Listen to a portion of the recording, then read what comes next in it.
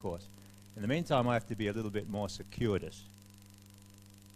There are many wrecks. I've been fortunate to investigate quite a few throughout Southeast Asia over the last 28 years or so, actually.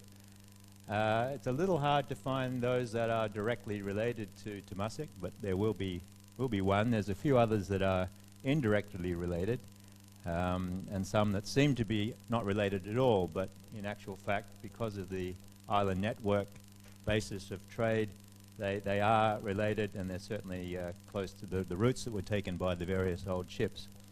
So in this case, we're going to have to resort to some extent on possession being 9/10 of the law. And Singapore as a nation actually owns two very significant shipwreck cargoes. So because they're here, the students can go and see the collections themselves. I will specifically focus on those. But there are one or two others that are also related. There's the Jade Dragon wreck up there in the north of Sabah. That's dated to around 1300, the very beginning of the Temasek period.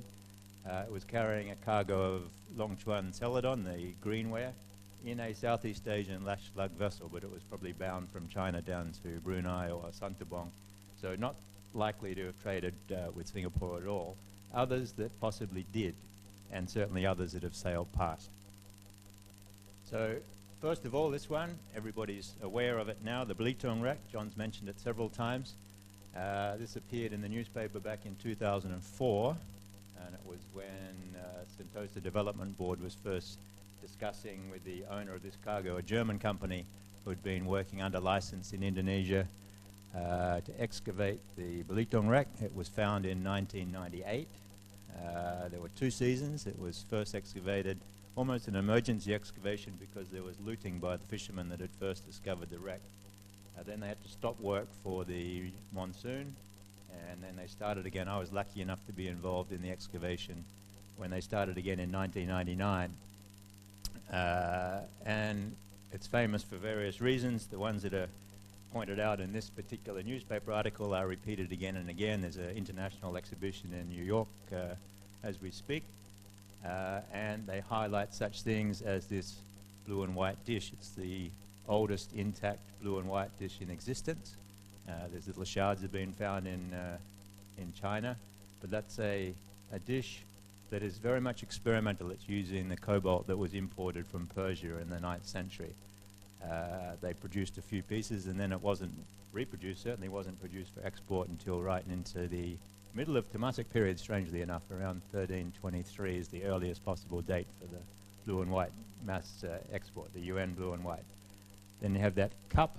It's a gold octagonal cup featuring characters, Central Asian characters, bearded musicians. One has been found in a burial site in China, but it was smaller, substantially smaller. You have the Changsha bowl. We got 60,000 individual intact pieces. There were probably another few thousand broken pieces on the seabed, and the vast majority were these Changsha bowls. But there's this one example that has the characters for tea bowl. And John points out, yes, that's an obvious use, but that's a use in China. There's also Changsha ware found in Java in the Middle East in considerable quantities, a little bit in India. And I don't think they were drinking tea in the 9th century in those locations. So they're pretty good for eating rice as well, and soup and various other things, but they were definitely in great demand. And you have, oh, by the way, the dating of the wreck was facilitated by one of these Changsha bowls, which had painted onto the underside of the bowl the Chinese date equivalent of 836. So that's a very accurate date. It's the early production of Changsha, and a pretty good date for the wreck, just shortly after that in the early 9th century. And we have this famous ewer. It's about 1 meter high, but it replicates a metalware ewer of that shape from the Middle East. The decorations, diamond and floral patterns, very similar to on the blue and white porcelain example. So it's a Middle Eastern influence. It had a dragon head stopper. I had the great pleasure of finding that dragon head stopper on the seabed.